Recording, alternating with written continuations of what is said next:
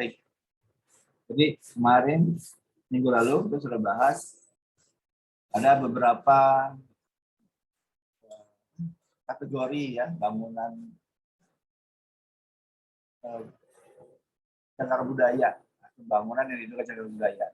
Jadi ada bangunannya, ada kawasannya, ada bangunan cagar budaya di dalam kawasan cagar budaya, ada bangunan bukan cagar budaya tapi dalam kawasan budaya, ada yang bukan bangunan cagar budaya dan bukan di kawasan cagar budaya. Jadi intinya pelestarian itu harus dilakukan secara prudent ya, secara hati-hati. Karena tadi ya, begitu dia sudah hilang, rusak, ya sudah habis, ya. Sudah nggak ada lagi nilainya. Justru karena dia masih perlu untuk dipertahankan ya, untuk dijaga. Seperti kita merawat barang antik ya, itu memang harus lebih ekstra. Baik mulai dari penentuan apakah dia berharga dari sisi pengetahuan, dari sisi kesenian indah, dari sisi teknikan, dari sisi gaya bangunan dan lain itu. Apapun itu dari awal harusnya dilakukan suatu penelitian yang cukup dalam dan terpadu ya, memastikan bahwa benda tersebut atau objek tersebut memang penting dan layak untuk dipertahankan. Ini ada contoh lagi ya, sebenarnya lanjutan dari minggu lalu, yaitu ada bangunan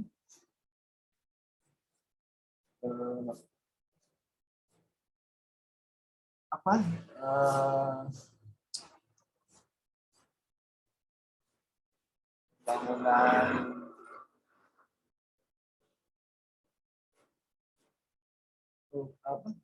kafe ya, kafe Antiko, kemarin saya sudah bahas, tapi belum karena baru ini saja ya, baru sebagian ya.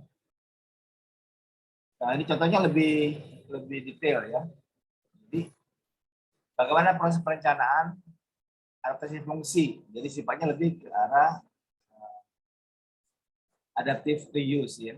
Jadi bangunan asli, bangunan lamanya fungsinya adalah sebagai rumah tinggal, kemudian dialih fungsikan menjadi kafe, menjadi tempat makan. Terus berikut adalah beberapa step atau langkah-langkah yang dilakukan oleh si pemiliknya dalam rangka untuk memanfaatkan bangunan yang sudah ada.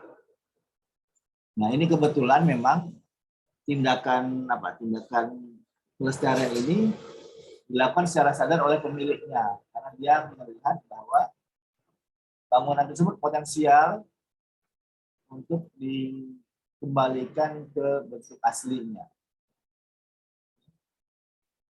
Jadi yang dilakukan adalah langkah per langkah ya. Jadi misalnya hal pertama adalah dia mengamati bagian-bagian yang masih orisinil, yang masih asli ya, dengan membandingkan bangunan di sekitarnya. Jadi kebetulan bangunan ini itu merupakan bangunan deret ya.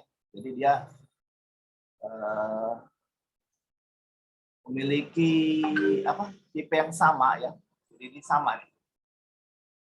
Nomor 868 ini dengan nomor 1711 ini sama ya. Bangunan yang di pojok, tapi tipenya sama, bentuknya sama. Jadi dia melakukan pengamatan dengan melihat denah yang sudah ada ya. Walaupun dia nggak ada denahnya, dia lihat denah sebelahnya, karena bangunan itu dia berulang. Terus dia lihat kondisi existing dari apa yang sudah ada, apa yang belum berubah, apa yang sudah berubah. Yang kedua, dia menentukan fungsi-fungsi ruang dengan minim tanpa perubahan untuk yang masih asli. Jadi dari pengamatan tersebut dia dapatkan mana ruangan-ruangan yang kira-kira masih orisinil ya, yang belum banyak perubahannya. Dan itu kalaupun ada, dia kembalikan lagi ke bentukan tampilan bangunan aslinya. Yang ketiga, kemudian menentukan detail dan bagian yang sebelumnya sudah dirubah dan tidak sesuai dikembalikan kepada versi yang selaras dengan aslinya. Jadi benar-benar merestorasi, mengembalikan ke fungsi semula. Cuma memang fungsinya nanti dirubah, bukan lagi seperti tempat tinggal. Terus yang keempat, membuat perencanaan instalasi listrik, air dan AC dan elektronik lainnya selaras dengan sektor lama dan semaksimalnya tidak merusak bagian-bagian yang asli. Jadi tentu saja bangunan-bangunan lama itu biasanya sudah banyak aus ya, kabel-kabel listrik, terus ada banyak bola-bola lampu yang sudah harus diganti, atau tadinya ruangannya nggak pakai AC, sekarang pakai AC, karena kebutuhannya untuk menampung para pengunjung ya. Kamar-kamar yang tadinya kamar-kamar tidur itu diubah fungsinya untuk menjadi ruang-ruang VIP atau ruang-ruang makan private ya. Terus yang kelima, menentukan dan mengarahkan kontraktor operator pelaksana yang mampu melaksanakan pekerjaan bangunan lama, mampu membuat repro seperti roster, plafon metal, mampu memasang tegel, memasang model insulasi lama dan lain-lain. Jadi tidak mudah juga ya menemukan tukang yang spesialis untuk bangunan lama. Karena di bangunan lama itu apalagi sudah banyak perubahan yang ditambah sana sini ya. Harus dibongkar lagi. Nah, dibongkar itu jangan sampai merusak bangunan yang existing. Bayangin aja enggak membobol ya. Dinding bangunan yang sudah berusia 50 tahun ya. Kita nggak tahu ada apa dalamnya situ ya. Atau tidak apa. Ya. Apalagi biasanya dokumen-dokumen resminya itu banyak yang nggak ada ya. Bangunan mungkin sudah hilang atau gimana. Jadi kalaupun ada pun tidak lengkap juga. Jaringan listrik, jaringan pemipaan untuk air bersih, air kotor atau air water atau ya air buangan itu juga harus dengan hati-hati menentukannya. Kan nggak mungkin masang pipa air tapi di luar dinding, di atas lantai, kan harus dipasang tanam. Kemudian jika saat pelaksanaan polisi yang terbukti polisi ekstrim tidak sesuai dengan asumsi sebelumnya, maka dibutuhkan cara penyesuaian yang tertentu. Jadi kita akan lihat bagaimana hal ini dilakukan ya. Peta ininya, peta lokasinya. Yang di kawasan lingkungan perumahan ya. Jalan Cilaki ini di Bandung ya. Asamala, Jalan Baros, Jalan Cilaki. Kemudian ini denah aslinya. Jadi dia gambar seluruhnya, denah bangunan lamanya, ruang tamu, masuk ke sini ya. Kalau Anda lihat, dia posisinya seperti ini.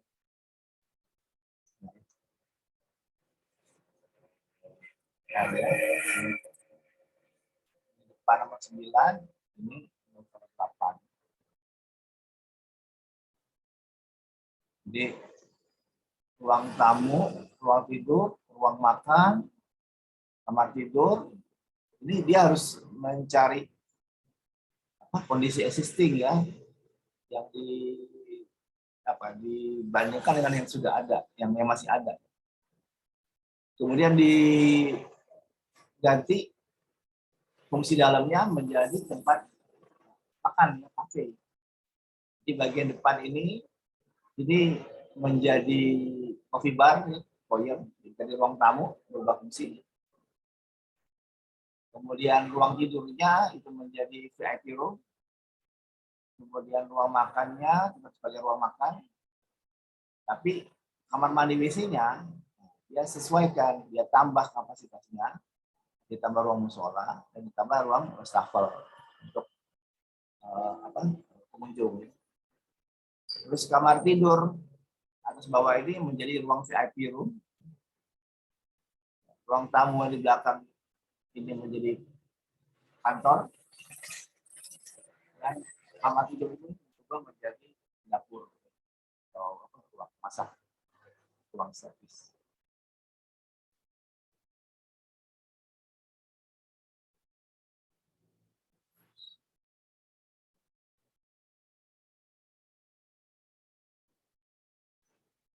Nah, ini ya apa tampak bangunan lamanya.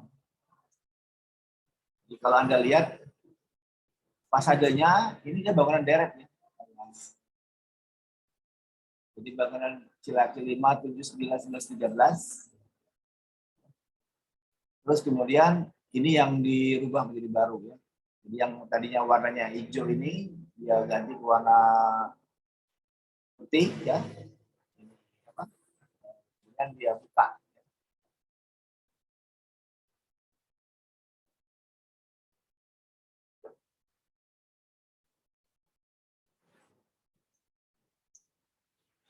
Fasadnya ini ya. Terus bentuk jendela yang sudah dirubah ini dikembalikan ke bentuk jendela yang lama seperti ini.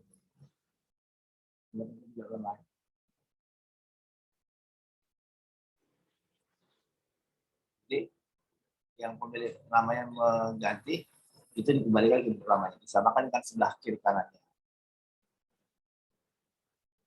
Kemudian pintu ya, pintu yang lama ya, warna hijau dikembalikan ke bentuk warna aslinya. Kemudian ini juga dikembalikan ke bentuk aslinya, sesuaikan dengan rumah desain namanya. Termasuk detail ini ya, kembalikan ke ini. Jadi memang pekerjaannya harus apa ya, harus hati ya. Lantainya yang tadinya keramik seperti ini, mereka menjadi lantai tegel. Ini sudah diganti, kembalikan lagi ke lama. Warna ini diganti kembali ke warna asli. Jadi memang sifatnya restorasi. Bentuk atapnya, yang teras depan yang lama itu ditutup. Jadi dikembalikan menjadi aslinya, yaitu terbuka ya tanpa plafon. Jadi kelihatan ininya. Betengnya dari belakang dan bawah. Nah, ini kemudian akses ke ruang dalam yang pintu yang di depan tadi, yang depan masuk tadi. Ini ya.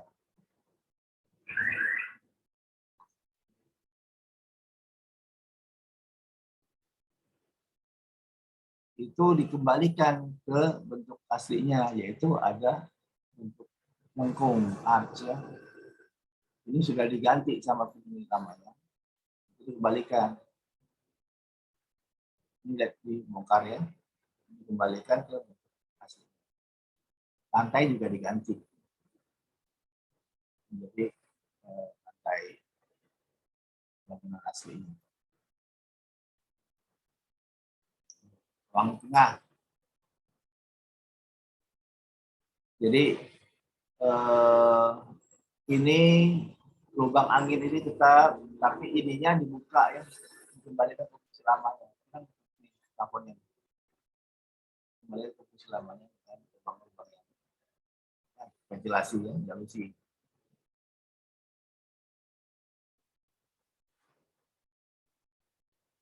Jela ya, dikembalikan ke fungsi asli. Lubang sama tetap, lampunya dikembalikan ke lampu yang lama.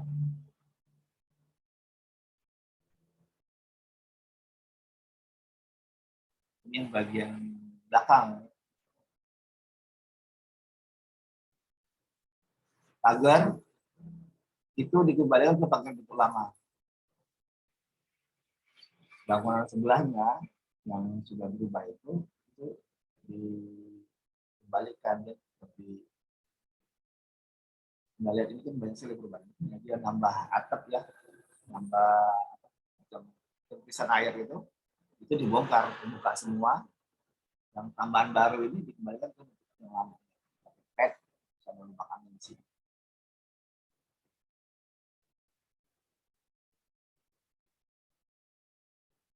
Kalau lantai ruang lama itu dikembalikan dan dirubah menjadi seperti ini.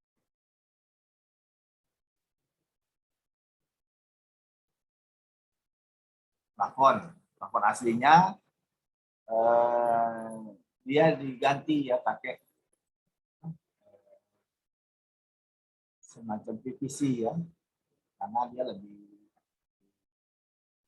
tahan. Sebelumnya tuh kayu ya, diganti dengan PVC yang dia lebih tahan terhadap perubahan di waktu lama ya. Jadi untuk ini untuk maintenance juga.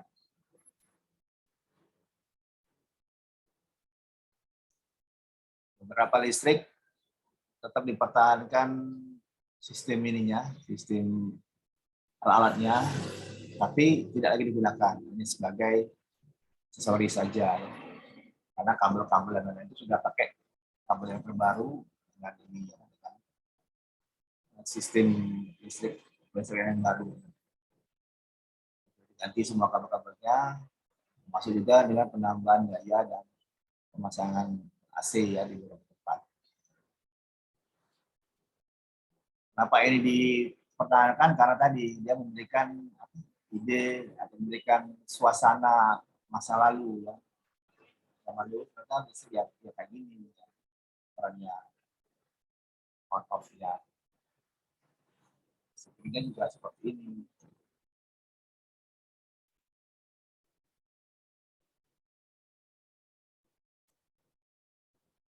Mengapa memilih bangunan heritage untuk investasi bisnis dan atau menjadi kafe ya? Apa saja pertimbangan dalam pemilihan tersebut? Jadi menurut pemiliknya, bangunan ini memiliki nilai khusus ya, nilai sejarah yang bisa digantikan. Terus dia menghadirkan suasana masa lampau yang cocok dengan ininya dia apa? Dengan konsep bisnisnya dia. Jadi dia ingin membuat suatu toko kopi yang bersuasanakan masa lalu. Dan itu didapat dengan bentukan bangunan yang ada ini. Terus dia unik ya, dengan bentuk arsitektur yang khas dan material bangunan yang sekarang tidak digunakan lagi. Jadi itu menjadi satu set panggung sendiri ya, makan di ruang gedung bangunan yang lama dengan suasana atau aura yang masa dulu, selalu nostalgia. Antik, nangka, dan jumlah terbatas. Yang kedua alasannya adalah karena kebetulan pemiliknya itu tertarik terhadap bangunan heritage yang mereka secara khas. Dan dia juga ingin agar kafe tersebut itu bisa dilakukan oleh banyak orang. Jadi yang dia jual itu suasananya, selain juga makanan dan minumannya. Jadi ada penyesuaian dari yang sifatnya rumah tinggal itu menjadi tempat ini, tempat makan. Jadi sebenarnya ada beberapa ini, ada beberapa fungsi-fungsi yang memang hanya cocok untuk bangunan-bangunan tradisional, bangunan-bangunan heritage, terutama tergantung dari fungsi lamanya dia ya. Jadi kalau misalnya dia fungsi lamanya domestik, rumah tinggal, itu paling mungkin jadi kan dia kayak restoran seperti itu. Cafe ya, atau jadi rumah tinggal lagi. Itu jadi semacam apa? Kosmen, semacam bed and breakfast ya, semacam itu. Nggak bisa terlalu jauh, misalnya jadi mall, misalnya nggak bisa. Kalaupun dia mau jadi toko, ya bisa jadi toko ini, toko yang menjual barang-barang atau barang-barang yang tidak terlalu ini ya, tidak terlalu banyak rumah ruang. Ini yang pakai terasa kecil ya, toko-toko pernik itu bisa. Kalau sudah menjual misalnya barang-barang yang besar, sepeda, ya, sulit. Jadi memang fungsi usulan atau fungsi adaptasinya itu tergantung dari fungsi lamanya. Jadi nggak terlalu banyak nih variasinya. Tapi itu akan jauh lebih ini, akan jauh lebih bernilai ekonomis dibanding misalnya dia hanya sekedar dijadikan seperti rumah saja atau dijadikan museum saja diperbaiki, tapi terus nggak dimanfaatkan sesuai dengan fungsi yang sekarang, fungsi yang ada. Jadi perubahan ininya ya, perubahan ruang makan ya, ini ada ruang makannya, ini ruang servingnya ya, dapur tadi ya.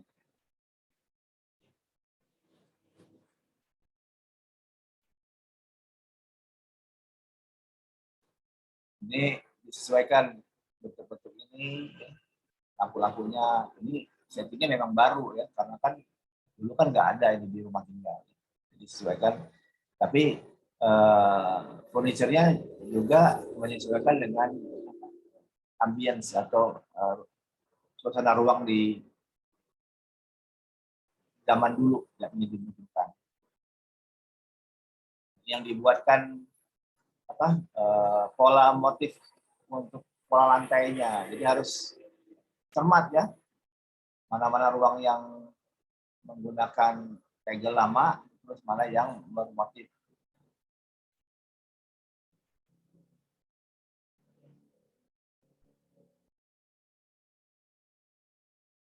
Apa saja kendala dan tantangan dalam proses adaptasi fungsi tersebut? Saat perencanaan arsitektur dan instalasi harus bisa menyelami meraba aslinya bagaimana, layout, bentuk atau model, bahan, termasuk dalam memilih meja, kursi, lemari, hiasan, gambar, lampu, dan lain-lain, harus sesuai dengan langgam arsitekturnya. Jadi dia arsiteknya harus tahu ini modelnya model bangunan tahun berapa, kira furniture apa yang cocok untuk di model itu. Soalnya kalau nggak sama nanti nggak dapat ininya suasana ruangnya. Arsitektur memang biasanya itu bicara di tampilan luar ya, dan bagian ruang-ruang dalam. Tapi sebenarnya suasana itu lebih kuat dibangunnya itu dengan tambahan aksesoris furniture di dalamnya. Misalnya dengan finishing lantai yang berpola zaman dulu sesuai dengan ininya tahun pembangunannya, warnanya juga sesuai dengan warna bangunan yang ada ya. Terus ininya meja, kursi, gorden ya kalau perlu, atau apapun itu yang sesuai dengan zaman yang ingin kita tampilkan. Nah, bila memerlukan material pengganti, harus mencari dari penjual material bekas.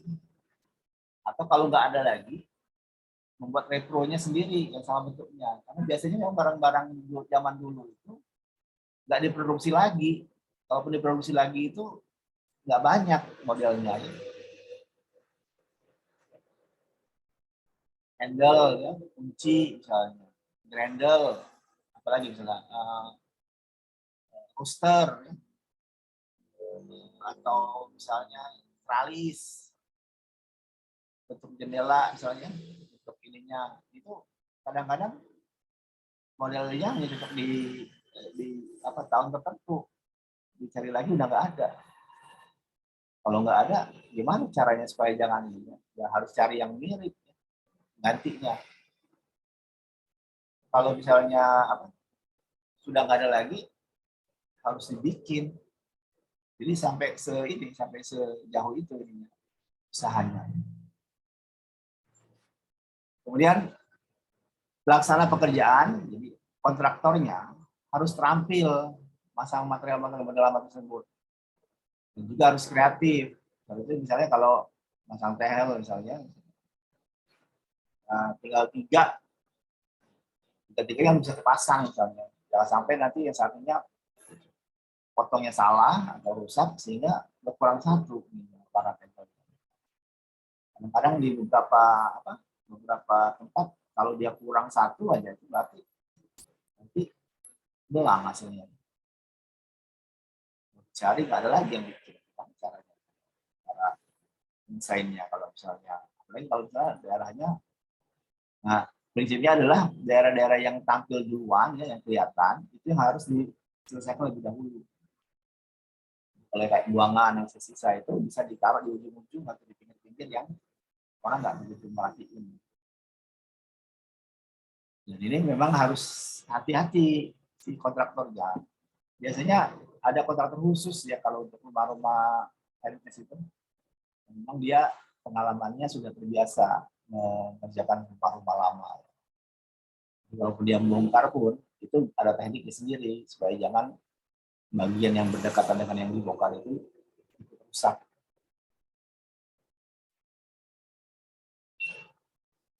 Nah, memerlukan waktu dan ekstra untuk mencari material kuno.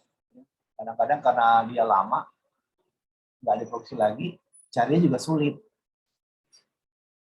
Yang sulit itu biasanya barangnya ada tapi mahal, atau barangnya ada tapi tempatnya jauh. Ya. Nah, harus dipikirkan juga bagaimana substitusinya.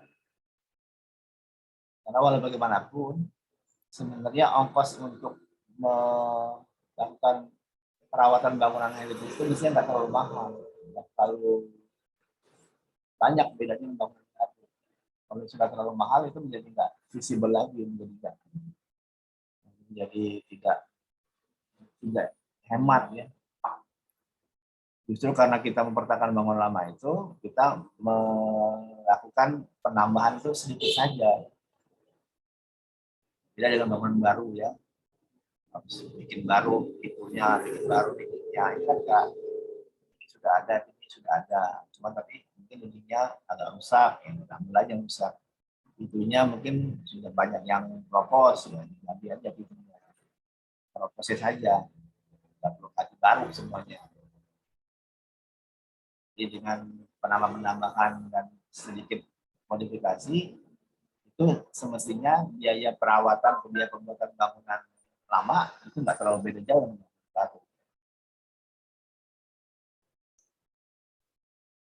Untuk mendapatkan kesan yang yang sama ini itu memang sebaiknya dilakukan substitusi, penggantian barang yang mirip tetapi dia lebih hemat. Kalau pijar kan dulu 40 watt kan sudah dia makan listrik, terus juga umur pakainya kan cuma berapa ribu jam. Ya. Beda dengan sekarang ada LED ya, pakai lebih murah, mungkin bisa setengahnya ya, atau sepertiganya, tapi ininya kekuatan atau kecahayaan terangnya itu hampir sama. Di lampu LED yang yang 5 watt itu sekarang dengan lampu pijar yang 100 watt, 5 watt. Dari sisi daya dia lebih rendah, tapi dari sisi kecerahan dia sama. Dan bentuknya sebenarnya dan efek yang dikeluarkan juga bisa diambil yang sama sesuai dengan jenis lampunya ya. Lampu pijar yang frost itu sudah ada lampu bulb yang frost ya, LED ya. Lampu pijar yang milk yang susu sudah ada juga LED yang susu ya. Lampu pijar yang clear itu juga lampu pijar yang LED yang clear.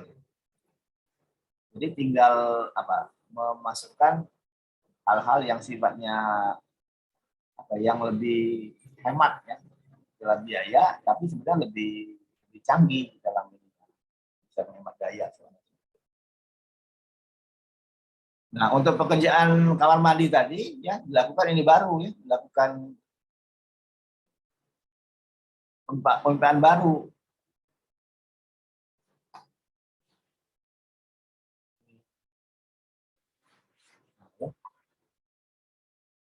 Pemipaan baru nih, dibuang ya. Toilet ini. Yang lama dibongkar, dibuat pembukaan baru, jalur baru, kasih pembuangan baru.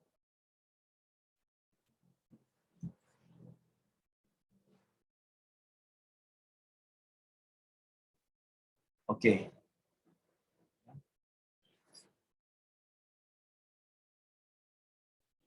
Ya. Ini hasilnya.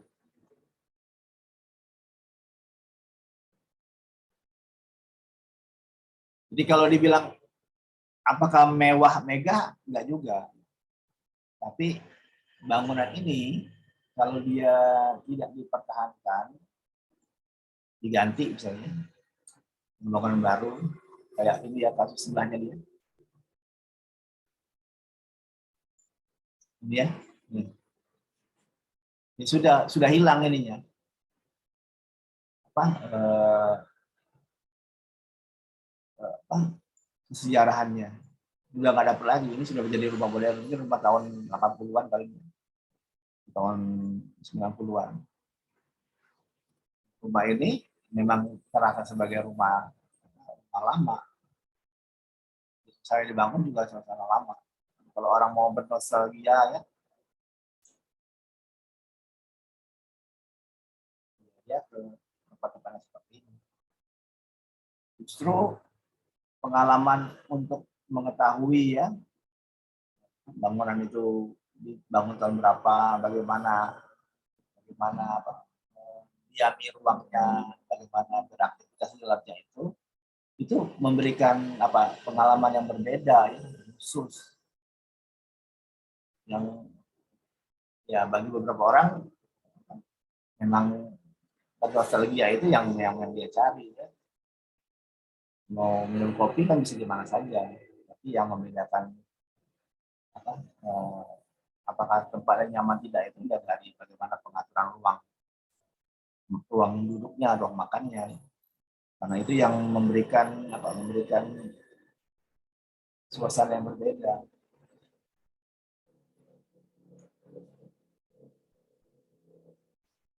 Oke.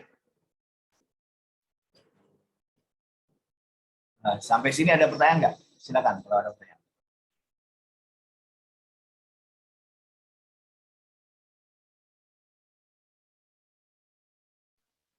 Tidak ada, Pak.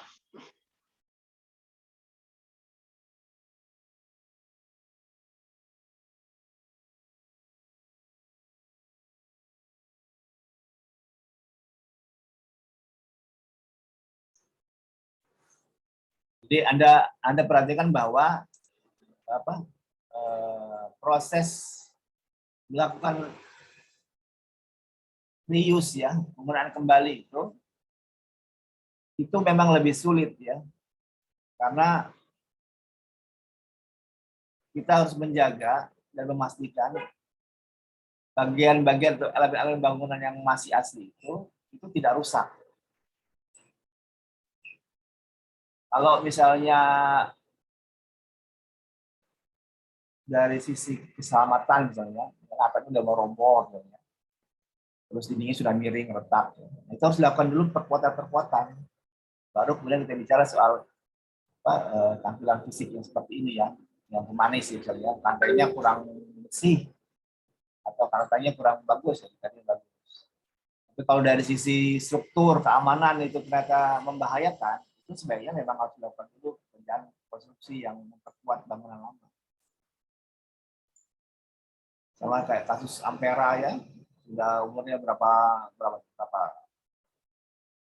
puluh tahun ya, tahun 60-an ya. Itu sudah 60-70 tahunan kali.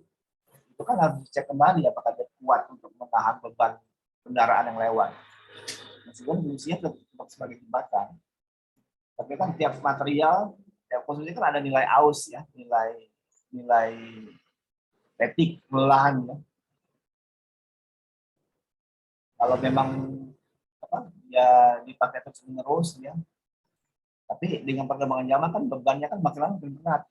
Dulu mobil yang melewat mungkin cuma sekitar berapa 100 kali sehari, sekarang bisa 1000 lebih. 100 itu bukan sehari, 100 mungkin per menit. Bebannya sendiri akan berubah. Nah, bangunan-bangunan terutama ya bangunan-bangunan lama itu harus dipastikan bahwa dia secara konstruksi memang kuat, memang aman bagi si penggunanya. Begitu dia tidak aman, nah itu mesti dilakukan upaya-upaya untuk memastikan dia dapat digunakan dalam fungsi baru. Salah satunya sebenarnya kesulitan melakukan renovasi fungsi baru itu adalah karena banyaknya fungsi-fungsi yang tidak diakomodir oleh bangunan lama. Tadinya tidak.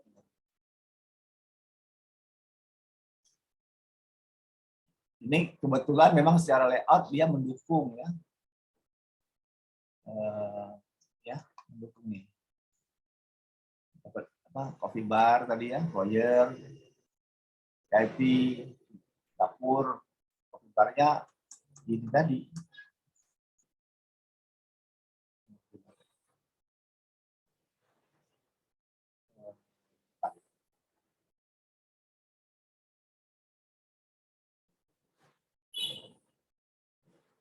Ini coffee bar ya.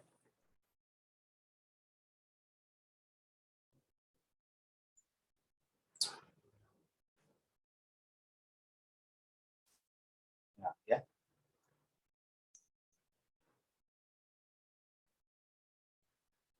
Jadi sebenarnya nggak terlalu banyak perubahannya, malah dibilang sangat ini ya, sangat minimal.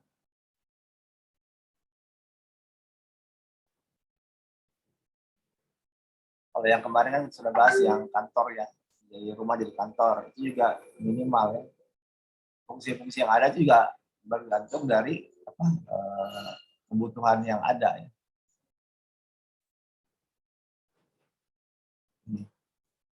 Kalau ada perubahannya itu ya cuma ini aja, cuma ruang ini aja yang perubahan fisik yang besar ya. Dan nambah dinding, nambah wastafel, sama toilet. Yang lain sama, nggak berubah. Ruangnya sama. Sama.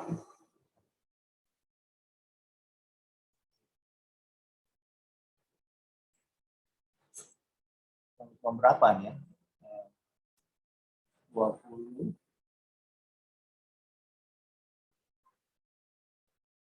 20, 30-an. Ya, mungkin sekitar 50 kursi, 50 tamu ya. Nah, kalau Anda jadi arsitek juga kalau mendapatkan proyek seperti ini itu juga harus hati-hati juga. Harus tadi karena prinsipnya itu haruslah melakukan perubahan sesedikit mungkin. Pastikan bahwa perbaikan atau penambahan itu tidak terlalu banyak mengganti atau menghancurkan bagian yang asli ya. Jadi yang diserahkan adalah layout-nya saja. Kecuali kalau memang kebutuhan itu adalah mandatory wajib ya. Kan nggak mungkin 50 orang cuma satu orang mandi kan. Dan prinsipnya adalah bangunan itu bisa dikembalikan ke kondisi aslinya. Jadi kalaupun misalnya dilakukan perubahan misalnya,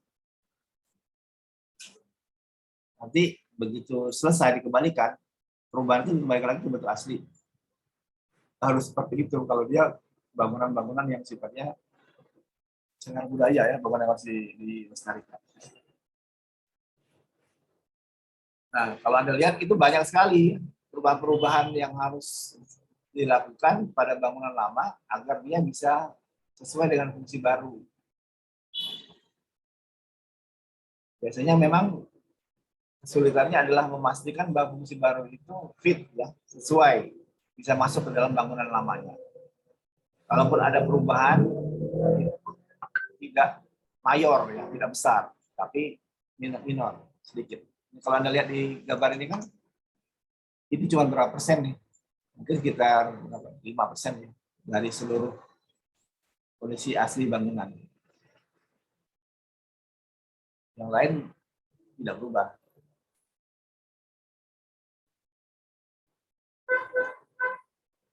Oke.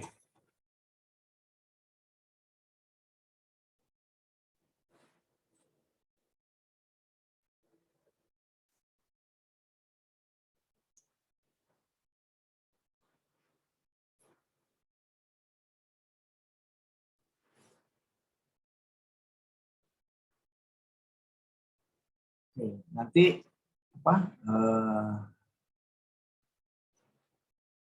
Salah satu tugas yang Anda akan bahas adalah mencari beberapa bangunan bersejarah yang sudah masuk dalam register bangunan sejarah, kemudian membuat usulan fungsi apa yang kira-kira sesuai dengan bangunan itu untuk keperluan masa kini.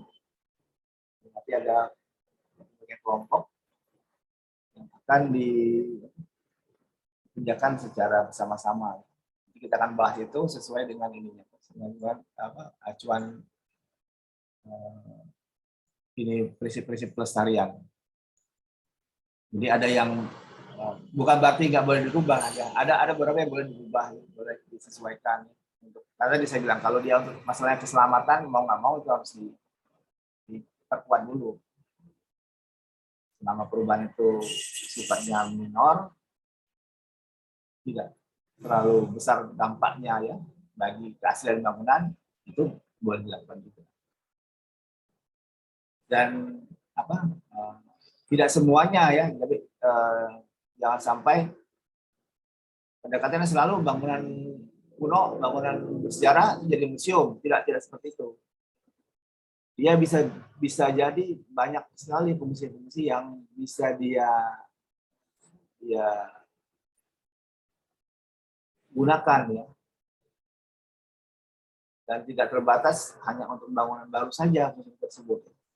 Jadi kalau Anda lihat di Bandung ya, ada banyak factory outlet ya, bangunan-bangunan yang jual baju, jual aksesoris, pakaian segala macam, tas, ya, pinggang, kaos kaki.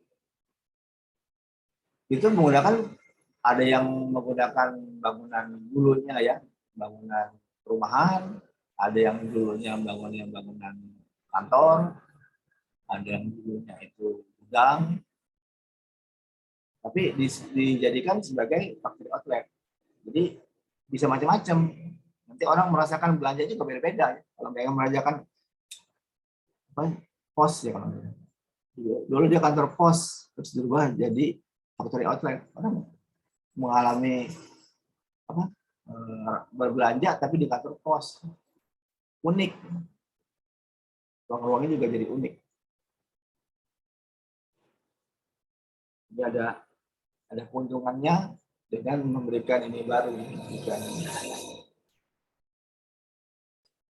suasana baru. Oke, demikian saja. Di sini ada pertanyaan. Ini contoh ya. Berikutnya nanti kita bahas lagi mengenai kategorinya. Jadi salah satu pendekatan perencanaan pelestarian itu adalah mengupayakan agar bangunan lamanya itu tidak hanya dibekukan ya menjadi seperti dulunya sama persis, tapi justru diberikan kemanfaatan baru yang bisa membuatnya bertahan dan berkelanjutan ya, sustainable. Jadi kalau dulunya dia rumah, nggak harus jadi rumah lagi, itu jadi penginapan, hostel, jadi restoran, kopi, warung, jadi apapun itu ya, yang membuat dia produktif.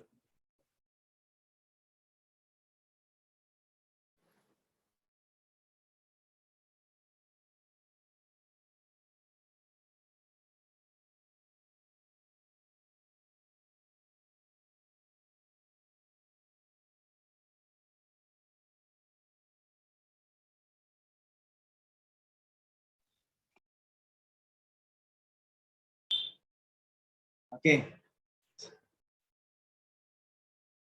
baik. Kalau nggak ada pertanyaannya, ini tutup.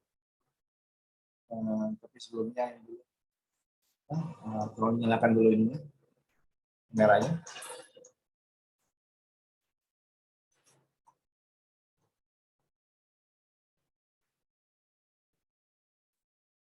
Oke, baik.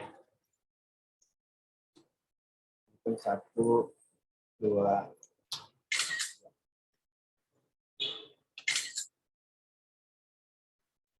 Oke, baik. Terima kasih. Ini berarti pertemuan terakhir ya sebelum ini ya, sebelum lebaran ini kita kan udah mulai libur. Jadi sampai ketemu lagi setelah ini ya, setelah lebaran Idul Fitri. Baik, saya tutup dengan mengucapkan alhamdulillah. Assalamualaikum warahmatullahi wabarakatuh. Waalaikumsalam warahmatullahi wabarakatuh.